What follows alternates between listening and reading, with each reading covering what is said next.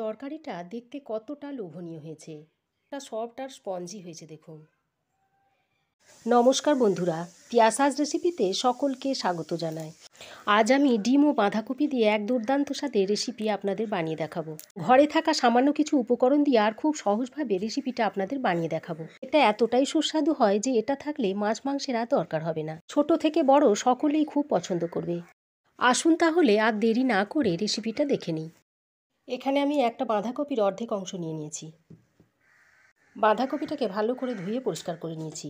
এবার একটা গ্রেটারের সাহায্যে বাঁধাকপিটাকে এইভাবে একটু গ্রেট করে নিচ্ছি। দেখুন এইভাবে বাঁধাকপিটাকে গ্রেট করে নিচ্ছি। দেখুন সম্পূর্ণ বাঁধাকপিটা আমি গ্রেট করে নিয়েছি। এবার এর মধ্যে অল্প একটু নুন দিয়ে দিচ্ছি। নুনটা দিয়ে বাঁধাকপিটার সঙ্গে ভালো করে মাখিয়ে নিচ্ছি। নুন দিয়ে বাঁধাকপিটা মাখিয়ে নিয়ে 5 মিনিট মতো রেখে দিচ্ছি। এবার 5 মিনিট পর এই বাঁধাকপির জলটা চিপে বার করে দিচ্ছি। তারপর অন্য একটা বাটিতে নিয়ে নিচ্ছি।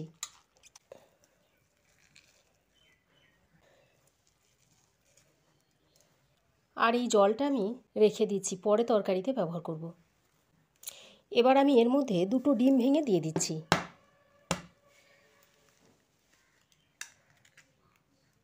আমি 2টো দিচ্ছি, আপনারা চাইলে 1টা 2টো 3টে যা পারবেন দেবেন। দিয়ে দিচ্ছি সামান্য একটু হলুদ গুঁড়ো, একটু লঙ্কার গুঁড়ো দিয়ে দিচ্ছি, অল্প হাফ চামচ থেকে একটু কম ভাজা জিরের গুঁড়ো দিয়ে দিচ্ছি, সামান্য একটু কাশ্মীরি লঙ্কার গুঁড়ো দিয়ে দিচ্ছি, আর একটু দিয়ে দিচ্ছি গরম মশলার গুঁড়ো।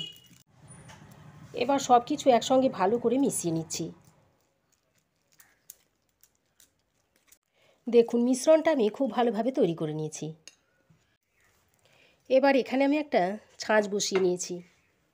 তারপর ছাঁচে সর্ষের তেল দিয়ে দিচ্ছি। সবগুলোতে এইভাবে সর্ষের তেল দিয়ে দিচ্ছি।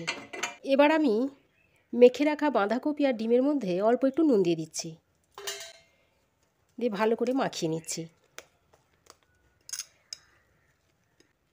এবার এই মিশ্রণ থেকে অল্প অল্প করে নিয়ে ছাঁচের মধ্যে দিয়ে দিচ্ছি।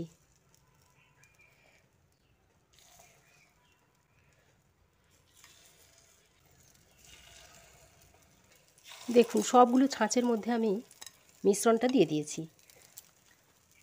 এবার ঢাকা দিয়ে 2 থেকে 3 মিনিট মতো এইভাবে লো টু মিডিয়াম ফ্লেমে রান্না করে নেব। দেখুন 2-3 মিনিট পর ঢাকাটা খুলে নিয়েছি। আর এগুলো দেখুন ফুলে অনেকটাই মোটা হয়ে গেছে। এবার এগুলোকে একটু উল্টে দিচ্ছি। এইভাবে একটু উল্টে দিচ্ছি। উল্টে দেওয়ার পর আরও 1-2 মিনিট এইভাবে ঢেকে রেখে দিচ্ছি। দেখুন 1-2 মিনিট পর ঢাকাটা খুলে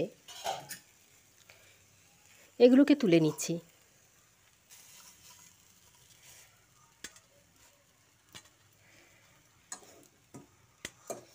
তারপর আর যে বাকি মিশ্রণটা ছিল সেটা এর মধ্যে আবারও দিয়ে দিচ্ছি। তারপর আবারও ঢাকা দিয়ে ওই একইভাবে 2-3 মিনিট রান্না করে নেব। ওদিকে ওটা হতে হতে এদিকে আমি একটা মিক্সিং জারের মধ্যে মশলা তৈরি করে নিচ্ছি।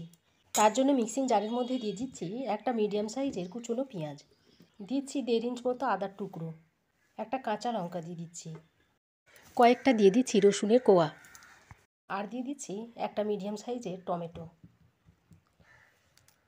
এবার এর মধ্যে সামান্য একটু জল দিয়ে দেখুন এরকম একটা মিহি পেস্ট তৈরি করে নিয়েছি।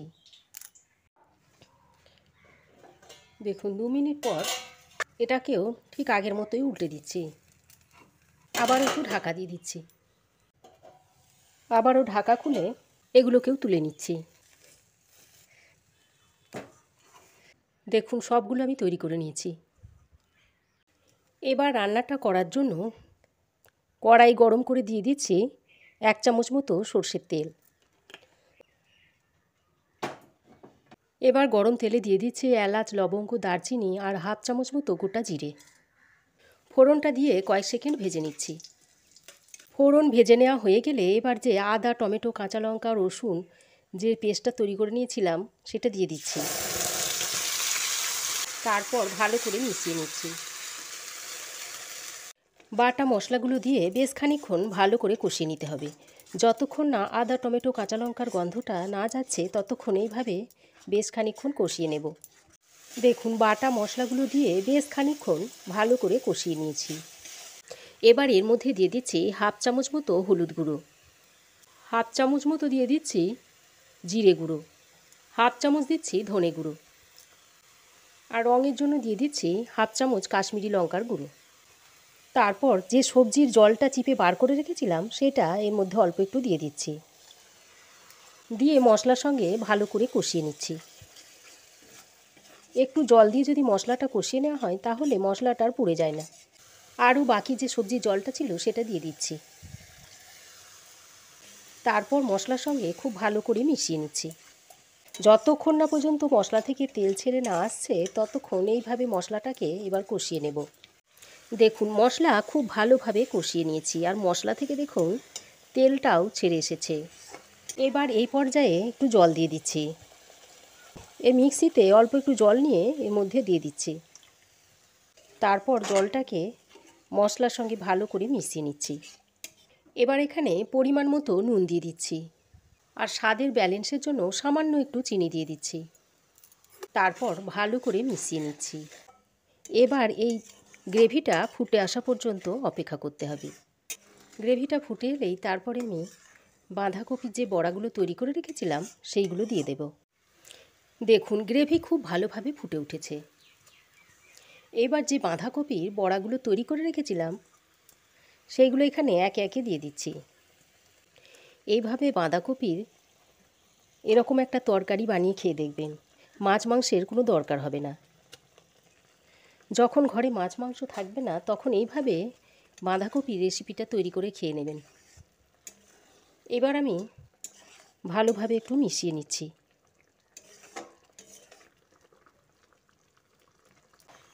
তারপর ঢাকা দিয়ে 2-3 মিনিট মতো রান্না করে নিচ্ছি। দেখুন বন্ধুরা 2 মিনিট লো টু মিডিয়াম ফ্লেমে রান্না করে নিয়েছিলাম। তারপর ঢাকাটা খুলে আরও একবার ভালো করে মিশিয়ে নিচ্ছি। আর দেখুন বড়াগুলো কতটা জল টেনে ফুলে উঠেছে। এবার আমি এর মধ্যে কয়েকটা চেরা কাঁচা লঙ্কা দিয়ে দিচ্ছি, আর কিছু ধনেপাতার কুচো ছড়িয়ে দিচ্ছি।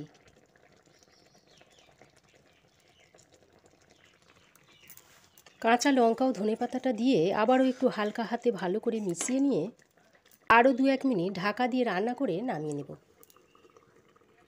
দেখুন বন্ধুরা তরকারিটা এখন আমি আপনাদের সার্ভ করে দেখাচ্ছি।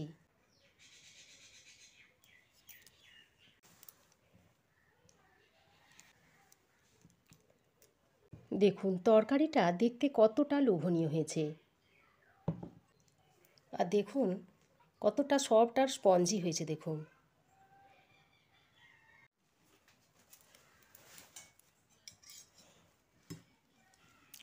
দেখুন একটা আপনাদের কেটে দেখাচ্ছি। দেখুন কত সুন্দর হয়েছে দেখুন ভিতরটা। তো বন্ধুরা আমার এই আজকের ডিম বাঁধাকপির রেসিপি আপনাদের কেমন লাগলো অবশ্যই কমেন্ট করে জানাবেন। ভালো লাগলে একটা লাইক ও শেয়ার করবেন। পাশে থাকা বেল আইকনটা অবশ্যই প্রেস করবেন। আর আমার চ্যানেলে নতুন বন্ধু হয়ে থাকলে প্লিজ চ্যানেলটা সাবস্ক্রাইব করার অনুরোধ রইল। আজ এ পর্যন্তই। আবার দেখা হবে নতুন কোনো রেসিপি নিয়ে নেক্সট এপিসোডে। সে পর্যন্ত ভালো থাকবেন, সুস্থ থাকবেন। ধন্যবাদ।